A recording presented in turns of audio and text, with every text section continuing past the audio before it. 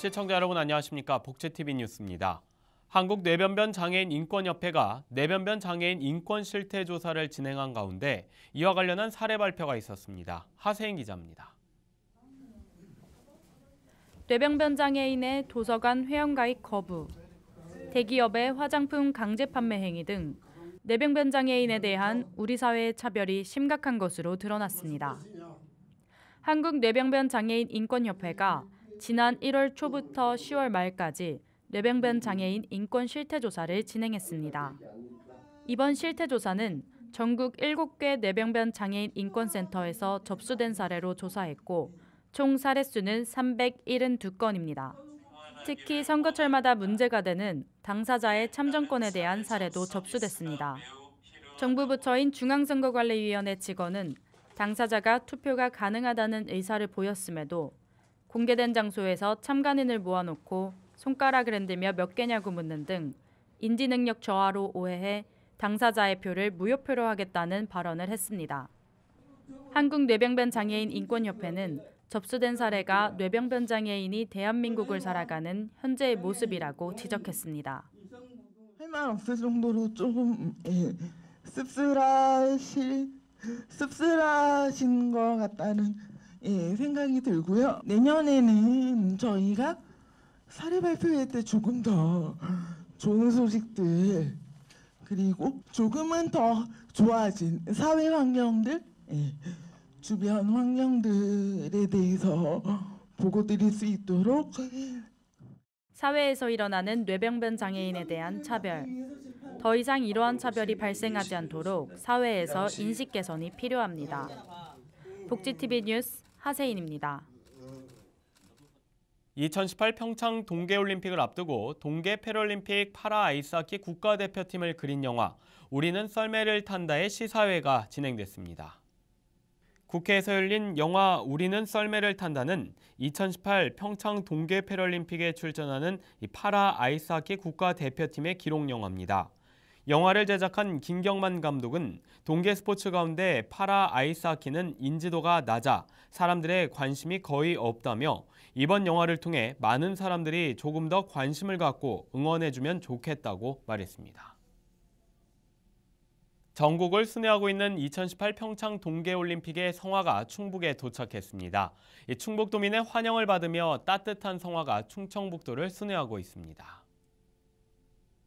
2018 평창 동계올림픽 성화가 충청북도 오성역에 도착해 청주와 진천, 충주 등 6개 권역 387.7km 코스를 달리기 시작했습니다.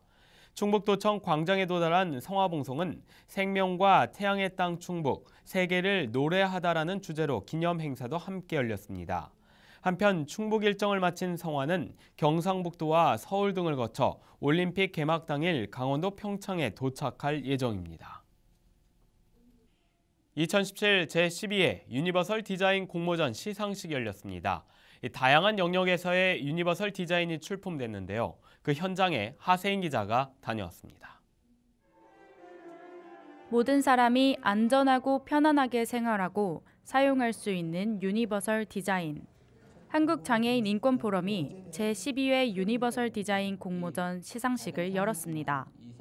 이번 유니버설 디자인 공모전은 서울주택도시공사와 함께 마련했고 시상식은 특별주제와 자유주제 부문으로 이루어졌습니다.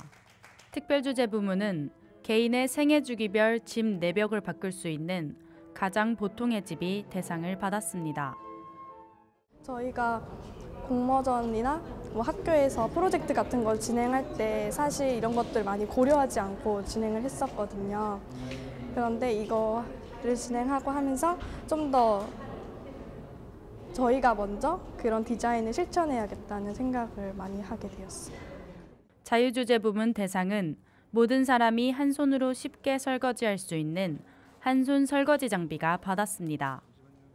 한편 인권포럼은 유니버설 디자인을 많은 사람들에게 알리기 위해 매년 공모전을 열고 있습니다.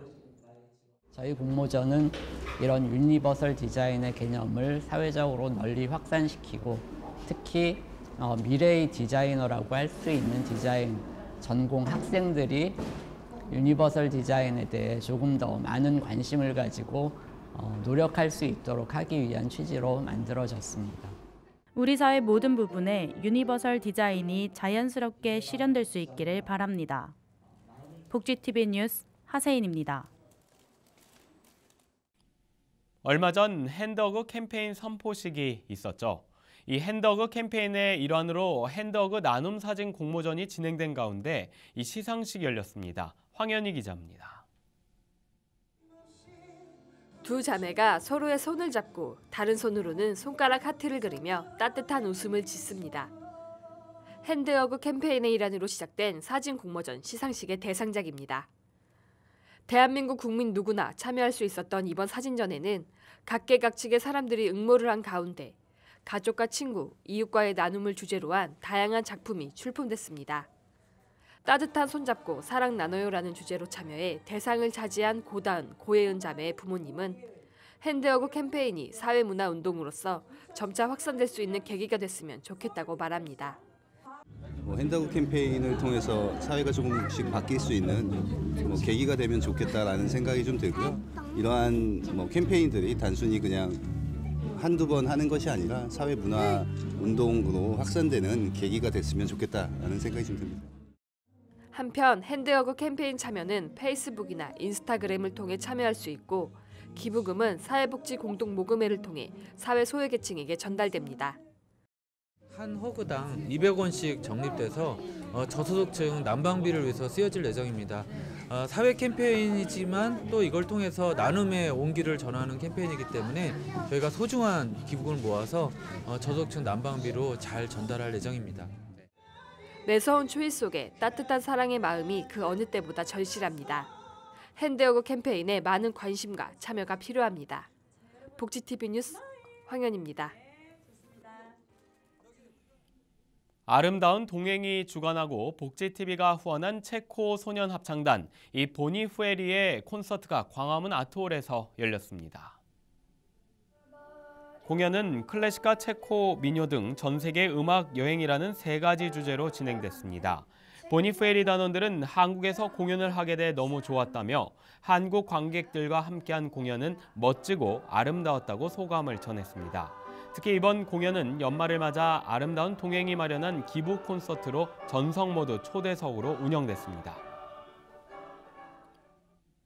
한국장애인단체 총연맹이 서울 이룸센터에서 장애인 고용 개선을 위한 정책 포럼을 열고 이 장애인 근로자의 노동권 보장 방안에 대해 논의했습니다. 이번 포럼에서는 장애인 고용을 위한 고용 서비스와 복지 서비스의 연계가 부족해 당사자가 정보를 얻는 데 제한이 있다는 주장들이 나왔습니다. 또한 이러한 구조 속에서 발생하는 정보의 사각지대 해소를 위한 대책 마련이 필요하다는 목소리가 나왔습니다. 또한 포럼에서는 국내에 점차 늘어나고 있는 중증장애인과 노령장애인의 고용 욕구에 대한 대책이 마련돼야 한다는 이야기도 나왔습니다. 한국공항공사와 인구보건복지협회가 서울 김포국제공항에서 특별한 결혼식을 마련했습니다. 두 기관은 결혼 장려와 고비용 혼례 문화의 개선을 위해 KAC 포티 웨딩이라는 이름으로 이번 결혼식을 기획 진행했습니다. 두 기관은 결혼식 장소부터 예식 진행, 피로연, 신혼 여행비 등 결혼에 필요한 모든 비용을 지원했습니다. 포티웨딩의 포티는 한국공항공사 캐릭터 이름이며 KAC 포티웨딩 신청은 인구보건복지협회 홈페이지를 통해 모집하고 있습니다. 장애가 있는 예술인들의 삶을 글로 풀어낸 전시가 열렸는데요. 2017년 올해 누구 시리즈 책 주인공 10명이 모두 참석해 눈길을 끌었습니다. 서울 대학로 이음센터에서 책으로 만나는 장애 예술인들의 장애 예술인 스토리텔링 누구 시리즈 책 전시회가 열렸습니다. 이번 2017년 누구 시리즈 책에는 한 분야에 국한되지 않고 미술, 음악, 문학 등 예술의 모든 분야에 걸친 예술인들의 이야기를 담아냈습니다. 한편 누구 시리즈는 지난해 3권 발행에 이어 올해 10권을 발행한 장애 예술인들의 이야기를 담은 책입니다. 전라남도 순천시 장애인체육회가 지역 장애인 생활체육과 엘리트 체육의 활성화 방안을 논의하는 자리를 마련했습니다. 진두리 기자입니다. 순천에서 지역 장애인 체육의 활성화를 위해 시정을 논의하고 이에 따른 다양한 의견을 교환하는 교육회장이 펼쳐졌습니다. 참석자들은 민선 6기에 진행된 각종 장애인 체육 정책과 정책이 이뤄진 과정 등에 대해 질의응답하는 시간도 가지며 그동안의 활동 상황을 점검했습니다.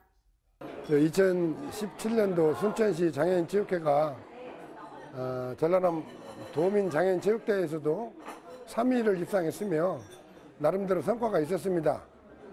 올해 달성하지 못한 그런 부분들은 내년 2018년도에 전국 대회를 유치하는 등 열심히 해서 순천시 장애인체육회에 더 큰 발전을 도모하도록 노력하겠습니다. 이어 2부는 워크숍으로 진행되며 약 1시간 동안 순천이 지향해야 할 장애인 체육 활성화의 방향성에 대해 자체적인 교육도 실시됐습니다. 관내 장애인들의 체육 활동을 대변하는 장애인 체육회의 적극적인 활동으로 순천에는 장애와 비장애의 구분 없이 모두가 평등하게 체육을 즐기는 문화가 조성되고 있습니다. 복지TV 뉴스 진두리입니다. 평생학습에 대한 관심이 높아지면서 각 지자체에서는 이에 대한 다양한 프로그램을 운영 중에 있는데요. 한 해 동안 갈고 닦은 성과를 발표하는 시간이 전남 고흥에서 열렸습니다. 최민아 기자입니다. 평생학습 도시 고흥에서 올 한 해 동안 지역민들이 배움을 통해 갈고 닦은 성과를 공유하고 학습으로 하나 되는 통합회장이 마련됐습니다. 유익한 학습 정보를 제공하고 세대 간 문화 교류를 위해 마련된 이번 행사는 군민이 함께 어울리는 홍보 체험, 동아리 공연, 작품 전시 등 차별화된 프로그램으로 구성됐습니다. 특히 학습 동아리 공연은 오카리나 연주, 통기타, 마술 공연 등 다양한 장르의 공연을 펼쳤으며 아동, 청소년, 성인 전 세대가 공감하고 함께 참여하는 모습을 보였습니다. 저희들이 1년 동안 그 다양한 분야에서 자기 역량을 발휘해서 익혔던 그런 학습을 오늘 발표하는 그런 자리입니다. 모든 오늘 참여하는 그 단체들이나 학습 단체들이나 학생들이나 모두가 자신의 역량과 끼를 발휘할 수 있는 그런 좋은 시간이 되었으면 좋겠습니다.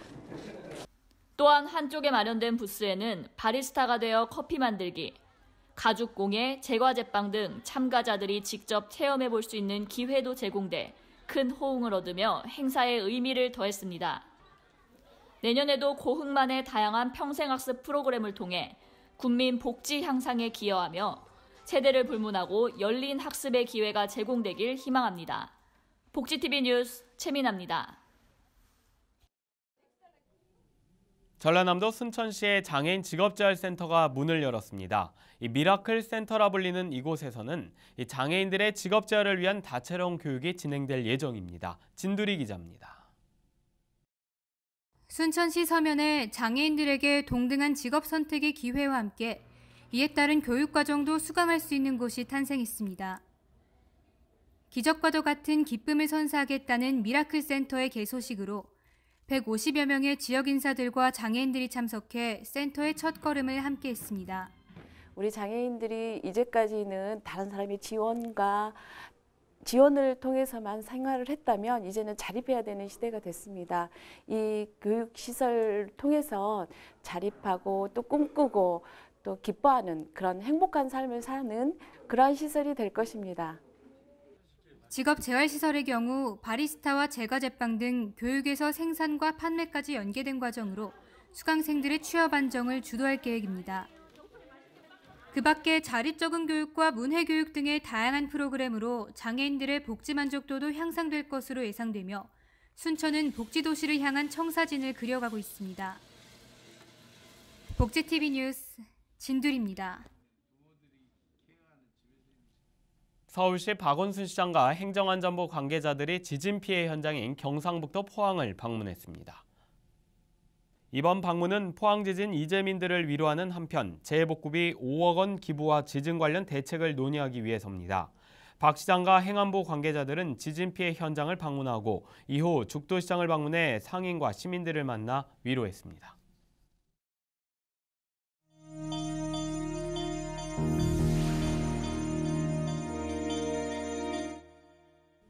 계속해서 간추린 소식 전해드립니다. 고용노동부와 보건복지부는 새해 1월부터 3월 31일까지 30인 미만 사업장을 대상으로 4대 사회보험 미가입자 특별 자진신고 기간을 운영합니다. 이 기간 동안 사업주가 자진신고하면 정부는 과태료를 면제해주고 두루누리 지원 대상 사업장일 경우 고용보험과 국민연금 보험료를 지원할 예정입니다. 경기도 고양시 재활스포츠센터가 휠체어 농구 2부팀 고양5 힐스 농구단을 창단했습니다. 이번 창단으로 국내 휠체어 농구단 남자 2부팀은 13개 팀으로 늘어나게 됩니다.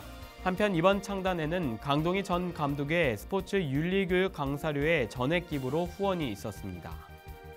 충북 제천 화재에서 29명의 사망자가 발생한 가운데 고인들에 대한 연결식이 모두 끝났습니다.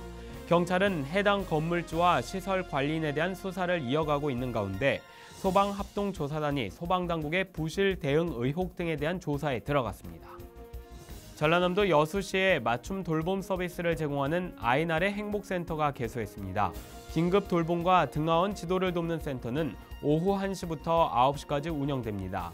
또한 센터는 8세 미만 아동들의 가정에서 갑작스런 애경사가 있을 때 3시간 내로 돌봄 서비스를 제공합니다.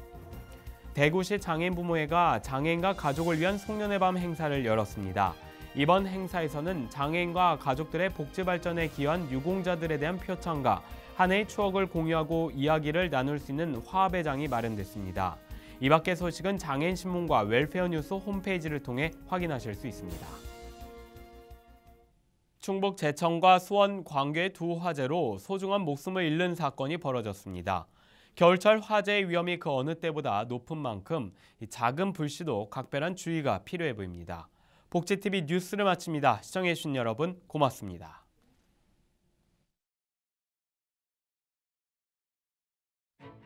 우리 주변에서 일어나는 불공정한 사례부터 억울한 사연, 따뜻한 미담까지 장애인신문과 웰페어뉴스 홈페이지를 통해 보다 다양한 소식을 접할 수 있습니다.